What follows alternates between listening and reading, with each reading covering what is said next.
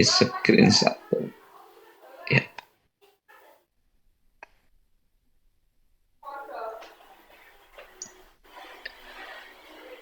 Oke, Bapak Ibu, saya akan sambil menunjukkan ya. Ini di layar Bapak Ibu sudah terlihat ya. Ini Iridium Chemistry Lab yang sudah terinstall seperti ini, yang sudah running. Kemudian Bapak Ibu saya menuliskan ini sengaja Bapak Ibu, ini ada notepad di sini, tapi ini bukan bagian dari Iridium Chemistry Lab ya. Ada notepad di kanan saya. Ini hanya saya biar bisa nulis-nulis Bapak Ibu. Ya, maksudnya cuma itu saja ya.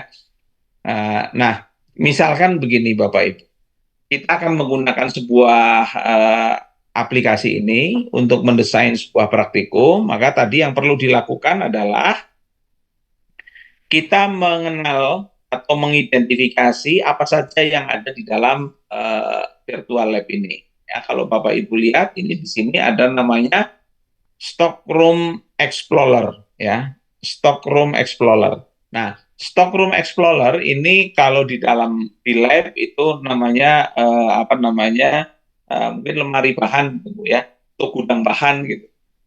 Biasanya di lab itu paling tidak ada lemari alat, lemari bahan, atau gudang alat, gudang bahan. Nah, kira-kira itu Bapak Ibu. Nah, kemudian apa saja yang ada? Ini yang perlu kita identifikasi. Nah, yang ada yaitu ada misalkan ini ada Aquades ya. Aquades itu tersedia di situ Bapak Ibu. Ya. Aquades. Jadi kita nanti bisa memanfaatkan Aquades untuk kepentingan praktikum kita. Jadi tergantung kita lihat kebutuhannya untuk apa.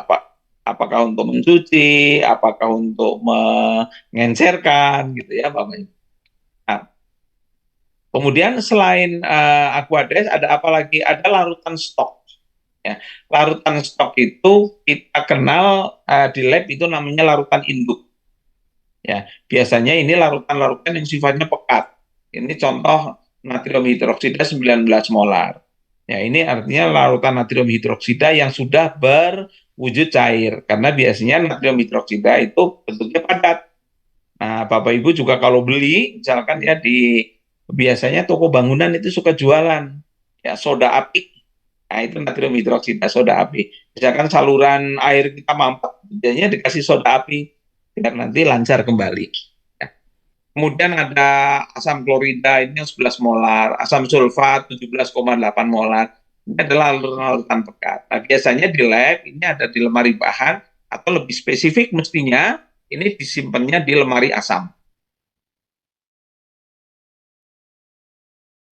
dengan blower gitu ya. Nah, karena ini sifatnya toksik juga gitu ya. Kemudian eksplosif gitu, korosif gitu ya.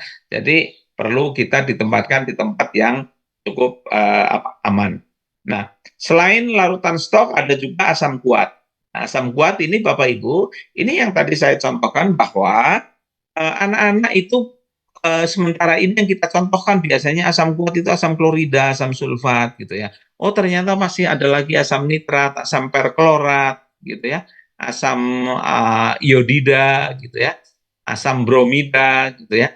Ternyata ada beberapa yang disebut dengan asam kuat. Nah, ini sebagai contoh ya. Ya. Jadi bisa menambah wawasan atau pengetahuan siswa dengan menggunakan virtual lab ini. Ya. Kemudian ada asam lemah. Nah, asam lemah. Misalkan biasanya kita contohkan asam lemah itu hanya asam asetat, ya, asam cuka. Oh, ternyata ada yang lain, asam fluorida, asam oksoi bromo gitu ya, asam fosfat gitu ya. Jadi ada asam-asam lain yang memiliki sifat sebagai asam lemah. Demikian juga yang lain, ada ada basa kuat, kemudian ada basa lemah, kemudian ada basa konjugat. Nah, kemudian ada yang lain indikator, Bapak Ibu. Indikator adalah bahan yang nanti memiliki sifat yang berbeda pada pH tertentu. Ya, pada pH yang berbeda biasanya memiliki sifat yang berbeda. Nah, sifatnya terutama bisa diidentifikasi dari warna, ya, warna yang berbeda-beda. Nah, indikatornya memang terbatas. Tadi saya sampaikan bahwa software ini ya biasanya terbatas gitu. Tidak bisa melayani semua, tidak semua indikator ada di sini. mungkin nggak tahu kalau misalkan ini dikembangkan terus, ya bisa juga lengkap. Yang ada hanya metil orange, metil merah, phenolphthalein, sama bromkresol. Nah, kemudian ada padatan natrium klorida. Padatannya hanya ada natrium klorida saja. Padahal faktanya di lab Bapak Ibu mungkin padatan tidak hanya natrium klorida. Ada padatan sukrosa, misalkan ya gula. Ada padatan yang lain lagi, misalkan padatan amilum, itu padatan. Kemudian apalagi padatan, misalkan ada pada serbuk karbon, itu padatan juga gitu ya, lempeng tembaga, nah, misalnya itu adalah padatan-padatan.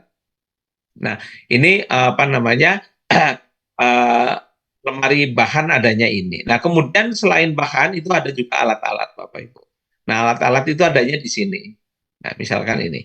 Ini alat itu ada beaker, beaker itu beaker gelas atau orang nyebut gelas kimia. Kemudian ada Erlenmeyer, lampu Erlenmeyer. Kemudian ada gelas ukur, ada pipet, ada eh, volumetrik ini pipet ukur gitu ya. Gelas ya labu ukur, labu takar, ya, kemudian ada buret, kemudian ada foam cup. Kemudian selain itu ada alat yang lain yaitu ada pembakar, punsen, kemudian ini untuk timbangan dan ada timbangannya. Ini adalah alat-alat yang ada. Kemudian di samping itu ada di sini, ini tidak muncul ini kalau tidak ada bahan. Ini adalah termometer yang putih ini, Bapak Ibu. Saya, oke, saya coba. Nah, ini adalah termometer. Kemudian ini adalah pH meter, termometer dan pH meter. Nanti bisa kalau kita mengambil salah satu bahan, maka otomatis ini termometer sama pH meternya akan menunjukkan angka di mana uh, harga atau nilai suhu maupun pH dari bahan yang kita tunjuk. Nah, sekarang untuk membuat sebuah praktikum, Bapak Ibu kita contohkan, misalkan saya akan membuat kira-kira apa Bapak Ibu? Kita mau praktikum apa Bapak Ibu? Ya. Kita akan praktikum misalkan apa namanya eh, membuat misalkan larutan HCl 2 molar sebanyak misalkan 400 liter atau 500 ml, setengah liter ya, kita bikin setengah liter, misalkan 500 mililiter. Nah, Bapak Ibu, untuk membuat larutan asam klorida sebanyak 2 molar, ya, kita perlu menyiapkan alat dan bahan. Nah, kita cek dulu Bapak Ibu, ketika kita memerintahkan siswa misalkan atau membuat tugas siswa untuk membuat larutan asam klorida 2 molar, kita pastikan bahwa larutan asam kloridanya tidak ada. Kita cek yang 2 molar. Asam kloridanya di sini hanya ada 10 molar, 3 molar, dan 1 molar serta 0,1 molar. Artinya kalau 2 molar nggak ada, harus dibuat. Nah, ini prosesnya adalah pengenceran Bapak Ibu. Ya. Proses pengenceran, diencerkan ya dari molar itu satuan ya, satuan apa namanya konsentrasi ya. Semakin besar angkanya itu maka semakin pekat dia. Ketika ingin menurunkan itu artinya mengencerkan, diencerkan. Nah, untuk itu kita perlu yang pertama menentukan alat. Ya, alatnya apa saja? Ya, untuk membuat sebuah larutan maka kita perlu alat misalkan gelas kimia. Ya sebagai wadah. Nah, coba kita lihat Bapak Ibu. Yang kita buat adalah larutan sebanyak 500 mililiter. Coba kita cek alatnya. Ukurannya ada berapa? Nah, beaker glass itu ada ukuran 250, 600 sama 1000. Maka untuk membuat yang 500 kita cukup menggunakan yang 600 mililiter. Jadi, bagian ini bisa kita uji kecermatan anak-anak kita, siswa kita. Kalau dia taunya hanya gelas kimia saja, mengambilnya yang 250 artinya nggak cukup. Masa dia mau bikin 2, Ya, bisa juga membuat dua gitu, tapi 2 kali pekerjaan. Nah, kenapa nggak menggunakan yang 1 liter juga? Terlalu besar, kita butuhnya setengah liter kok, kenapa 1 liter? Gitu ya. Jadi itu apa namanya melatih siswa kita berpikir kritis, ya, berpikir kritis. Nah, kemudian kreatif menggunakan alat-alat, apakah menggunakan gelas kimia atau Erlenmeyer atau menggunakan alat yang lain. Oke, kemudian alat berikutnya apa Bapak Ibu untuk mengukur volume? Kita menggunakan gelas ukur namanya. Ya. Nah, gelas ukurnya ukuran berapa? Ya, gelas ukurannya berapa? Nanti harus kita tentukan.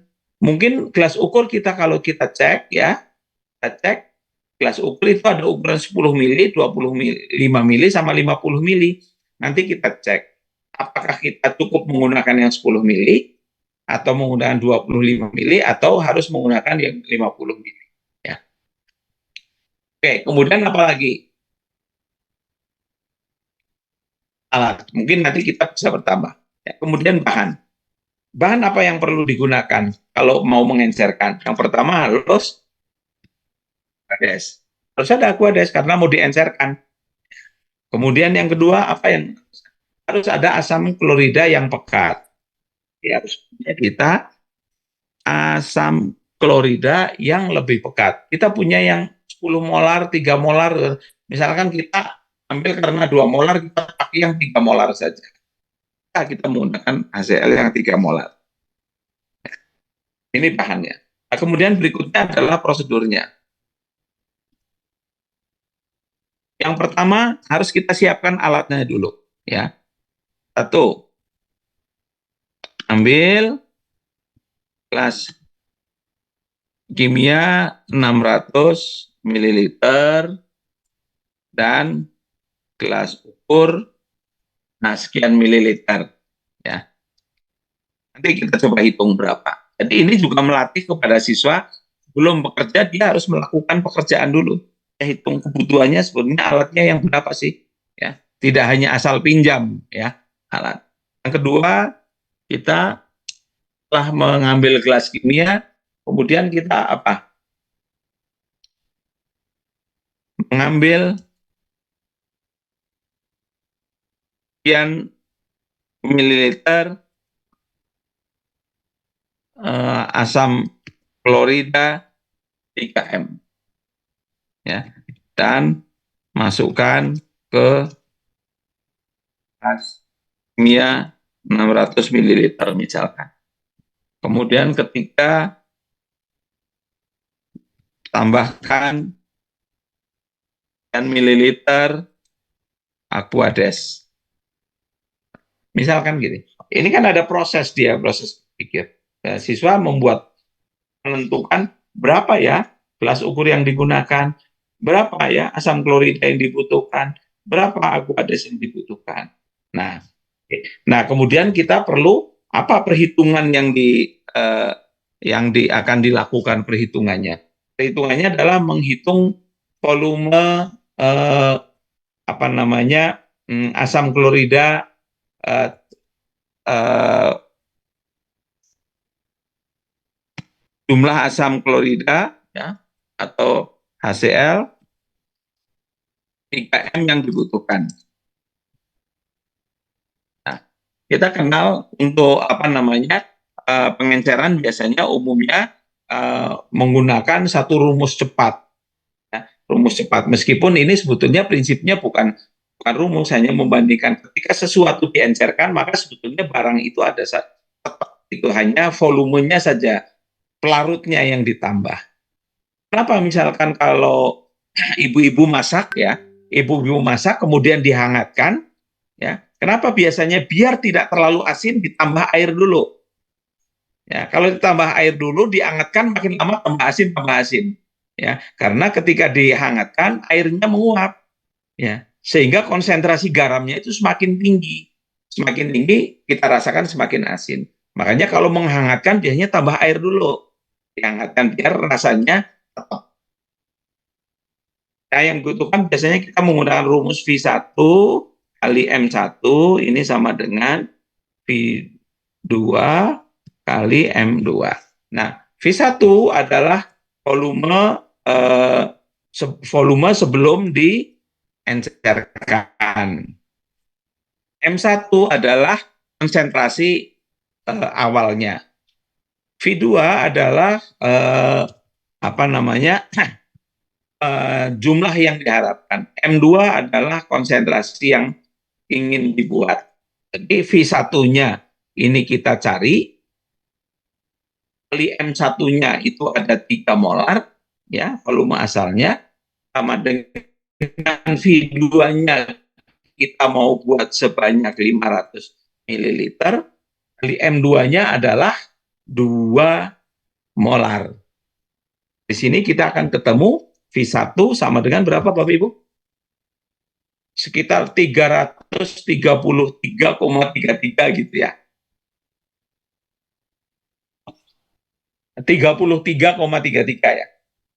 Ya ini 500 kali 2 kan 1000 bagi 3, 300 ya. 1000 bagi 3 ya. Oke. 300 ya 333,33. Jadi ini yang kita harapkan, yang kita butuhkan Bapak Ibu.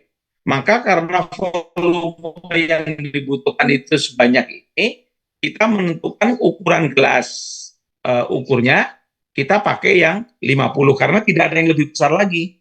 Kalau kita punya gelas ukur yang misalkan 500 mili, kita akan pakai. Tapi karena tidak ada, maka kita menggunakan ukuran tinggi. Inilah salah satu prinsip yang bisa kita nilai. Anak bisa menggunakan yang 10 mili. Anak bisa menggunakan yang 25. Tapi tingkat kesalahannya menjadi lebih besar. Kita gunakan yang 50 mili. Jadi gelas ukurnya kita tentukan di sini yang 50 ml. Nah, gelas ukurnya kembali di sini yang 50. Oh sorry, ini 500. Kalau ini oh ya betul 50 ml. Gelas kimianya yang 600.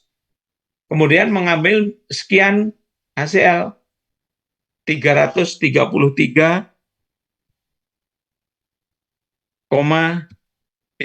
ml. Nah, aquadesnya berapa Bapak Ibu yang dibutuhkan? Ya, kalau aquadesnya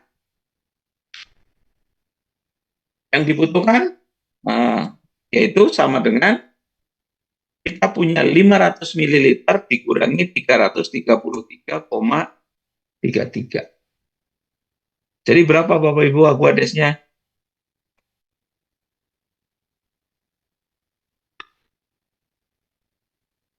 166,66.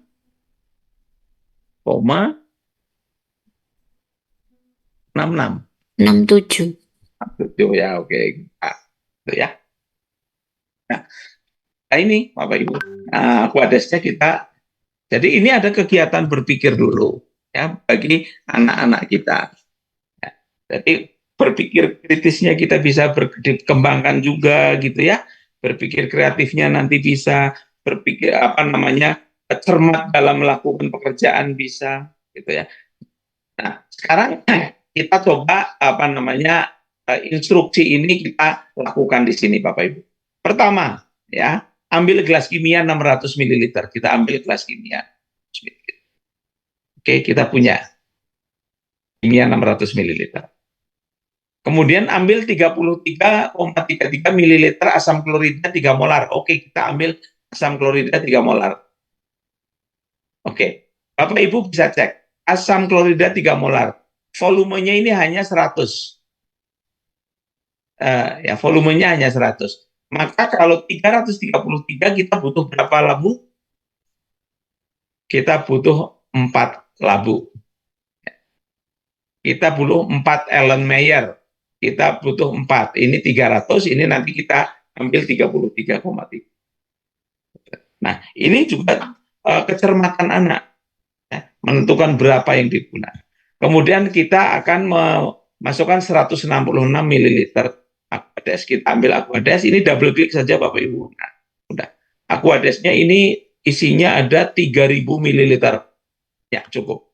Nah, berikutnya Ini ambil 333, maka ini cara ngambilnya gini. Bapak Ibu elemennya diklik, kemudian geser ke sini, taruh di atasnya sampai muncul tanda plus hijau. Muncul tanda plus hijau, kita lepaskan. Kita masukkan, kita tuangkan semuanya.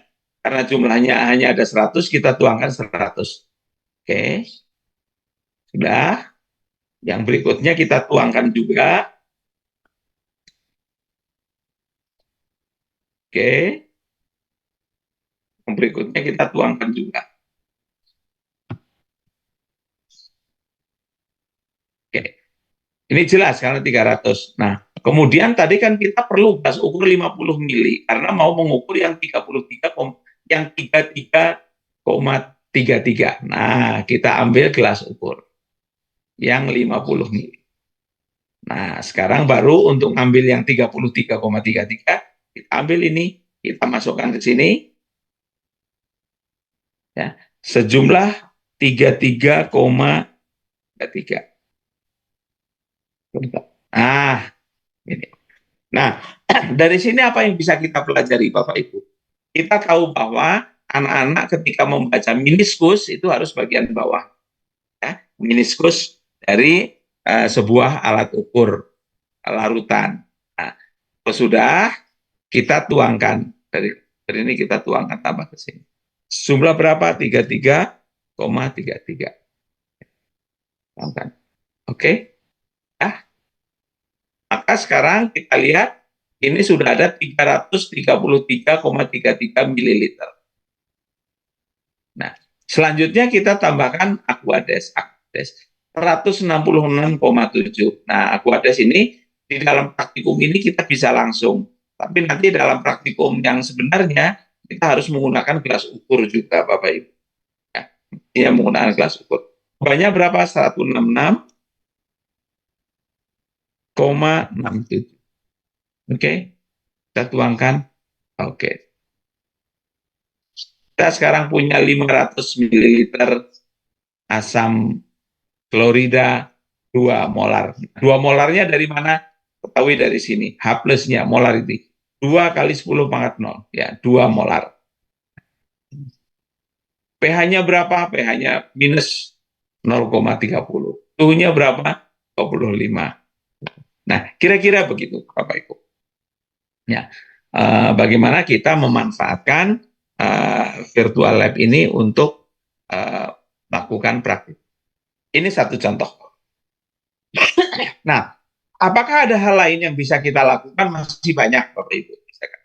Oke, misalkan kita kerja lagi, ya, kita tambah lagi. Kita bisa menambah tempat kerja, kalau nggak salah kita coba ya. Load retrieve new, tempat ini, kita tambah meja baru. Kita meja lama kan udah punya urusan ini, kita punya meja baru.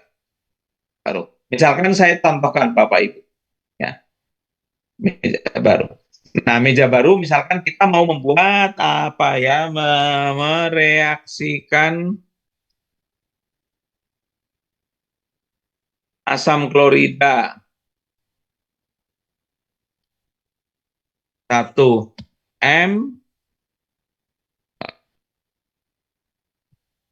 100 mililiter, sorry, 100 mililiter asam klorida 1 molar dan misalkan sama 100 mililiter 1 molar. Nah, kemudian apa yang diminta, ya? Misalkan siswa kita minta, ya, mengamati suhu dan pH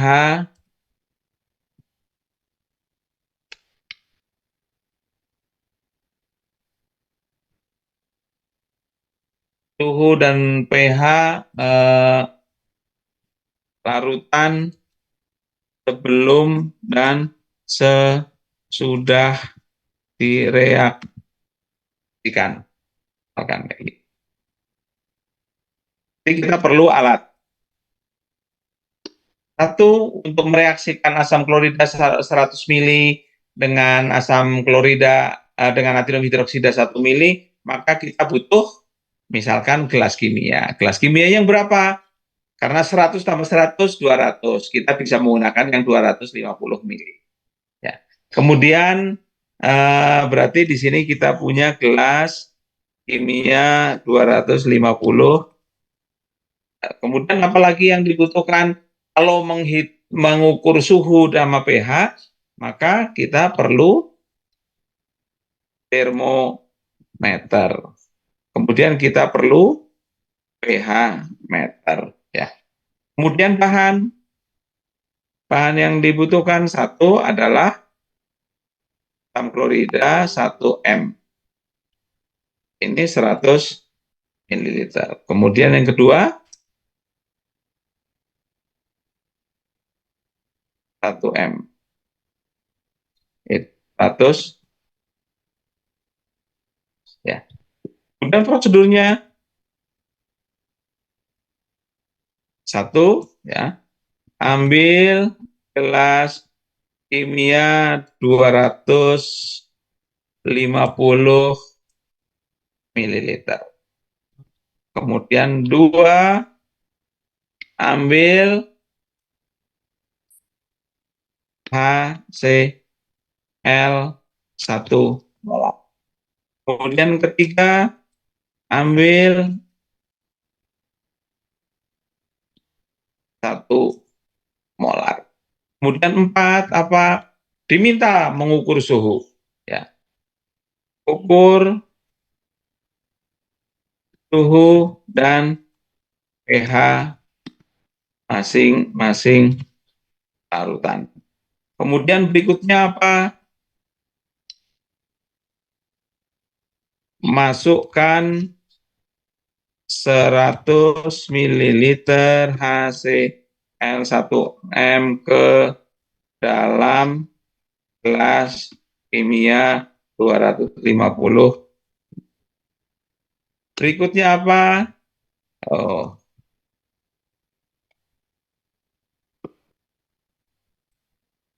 masukkan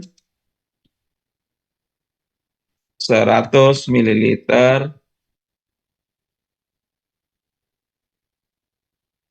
1 M ke dalam gelas kimia. 7. Amati suhu dan ini. Kira-kira begitu Bapak Ibu ya. Nanti kalau ada yang salah, ada yang perlu dikoreksi? Mudah-mudahan sudah cukup.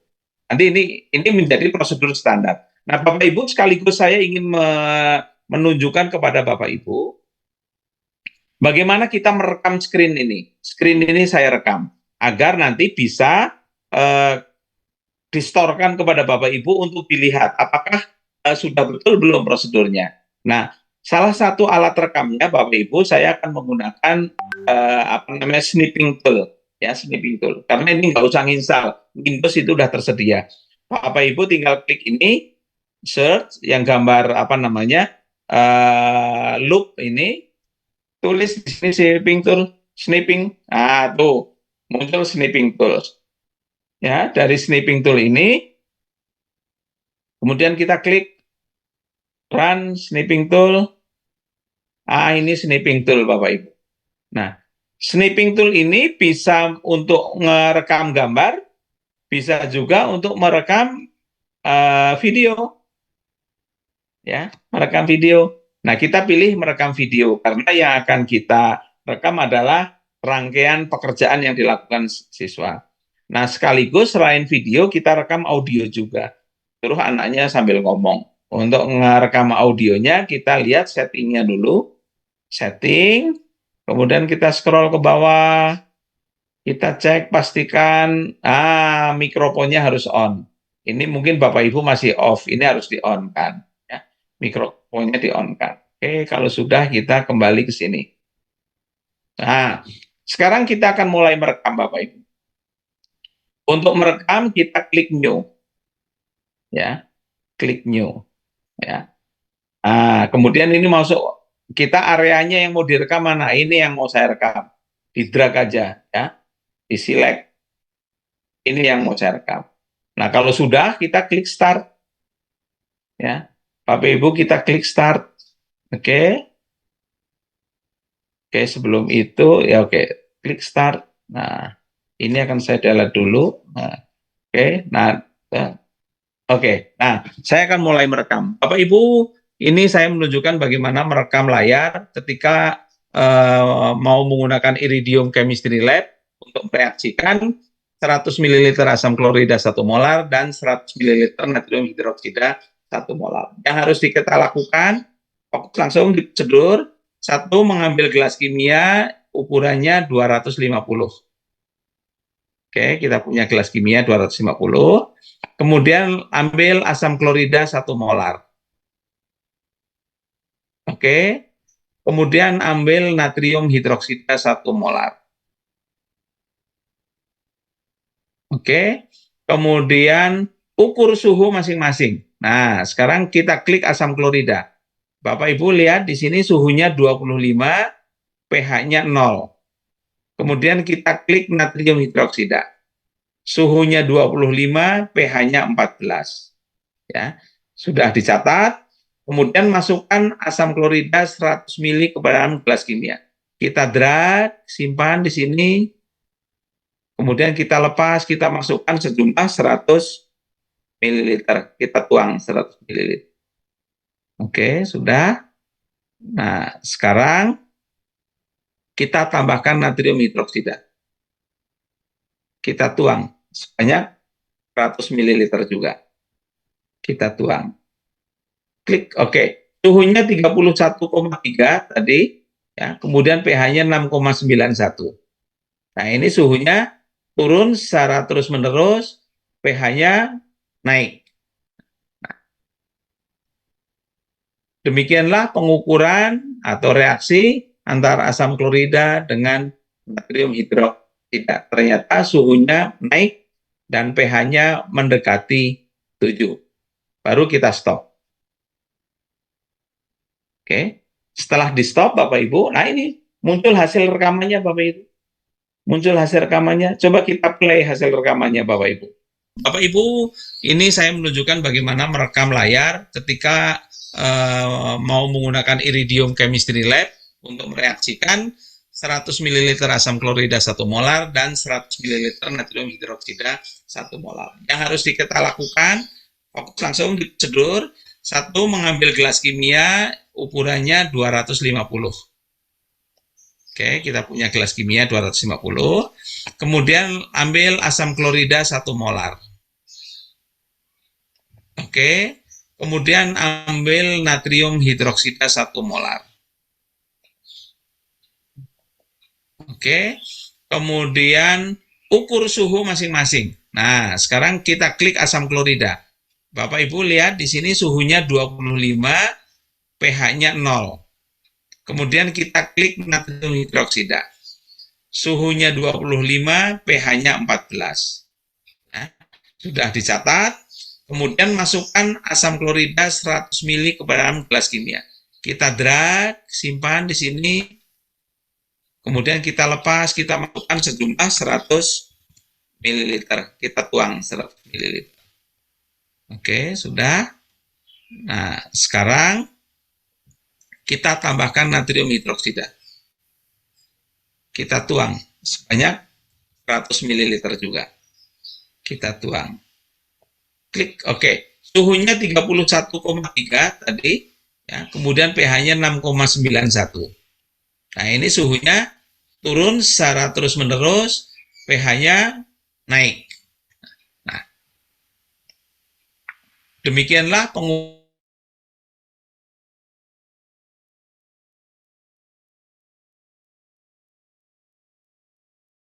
7. Baru kita stop. Nah, itu Bapak Ibu. Nah, kemudian video ini bisa kita simpan Bapak Ibu. Ini di kanan atas ada gambar disket. Ini kita simpan, klik. Kemudian kita simpan. Kalau simpan ya udah kita simpan save. Nah, Nanti kita bisa putar. Oke, Bapak Ibu, ini adalah salah satu contoh bagaimana merekam. Nah, Bapak Ibu, ini di apa namanya? Oke, ini saya close. Iridium Chemistry Lab tidak hanya melakukan praktikum-praktikum yang seperti ini, tapi Bapak Ibu coba saya contohkan lagi ya. Misalkan saya punya natrium hidroksida, kemudian saya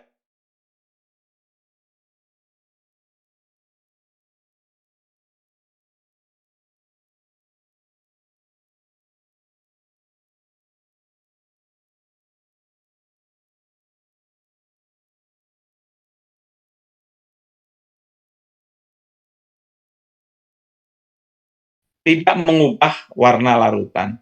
Tapi ketika saya masukkan ke dalam natrium hidroksida sebanyak 5 mili, ini akan mengubah warna larutan.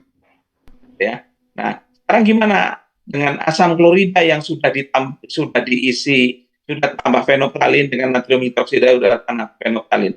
Kemudian kita tambah lagi dengan asam klorida maupun natrium hidroksida. Jadi asam klorida akan kita tambahkan ke sini, kemudian natrium hidroksida akan kita tambahkan ke sini. Nah, misalkan ya, coba apa yang terjadi Bapak Ibu? Kalau ini kita tambahkan ke sini, ya, apa yang terjadi? Kita tambahkan per 5 mili Bapak Ibu. Kita tambahkan, apa yang terjadi? Oke, ternyata ini lihat pH-nya sekitar 6, sekian, warnanya masih tidak berwarna. Tapi apa yang terjadi ketika asam klorida kita tambahkan ke sini? Sama per 5 mili. Bapak Ibu perhatikan pH-nya, ya.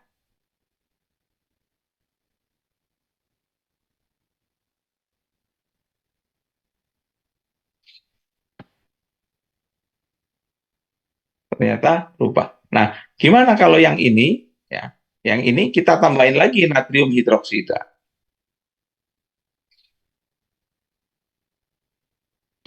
Tetap 1 mili. Langsung jadi merah. Ya. Jadi perubahan warna pun bisa kita amati di sini. Ya. Kita bisa amati perubahan warna ada di sini. Nah, itu Bapak Ibu, kita bisa melihat itu. Dan kita bisa juga mengecek misalkan kayak gini. Contohnya, nah ini natrium hidroksida ini pH-nya berapa? 6,92. Oh ini, campuran ini 11,67. Gimana kalau larutan ini kita panaskan? Misalkan kita tambah, kita punya pembakar Bunsen. Oke, kita tambahkan di sini. Nah, kalau dipanaskan, coba lihat suhunya naik, pH-nya turun. Coba kita perbesar apinya, terjadi dengan larutan ini. Kita bisa mengamati Bapak Ibu, coba warnanya berubah nggak? Semakin pudar tidak warnanya. Ketika kita panaskan, ya, warnanya semakin lama semakin pudar Bapak Ibu. Ya, juga di sini grafiknya coba, ini grafiknya juga bergeser, berubah. Ya, lihat warnanya makin pudar. Ini menunjukkan fakta apa? Bahwa pH itu berubah ketika dipanaskan. pH berubah ketika dipanaskan. Ya. Nah, ini juga fakta juga Bapak Ibu. Mungkin kita tidak pernah melakukan praktikum ini di lab, ya, tapi di sini kita bisa melakukan. Nah, sehingga siswa tahu, oh ini suhu maksimum udah 100 derajat Celcius. Warnanya sudah menjadi bias. Oke. Nah, itu beberapa hal Bapak Ibu yang bisa kita lakukan dengan Iridium Chemistry Lab. Oke, silakan Bapak Ibu kalau ada yang mau ditanyakan. Silakan. Bapak mau tanya, Silakan Bu Azizah. itu caranya menuang itu kok gimana ya Pak? Yang saya kok nggak Oh, terpikir oh barusan. breakernya.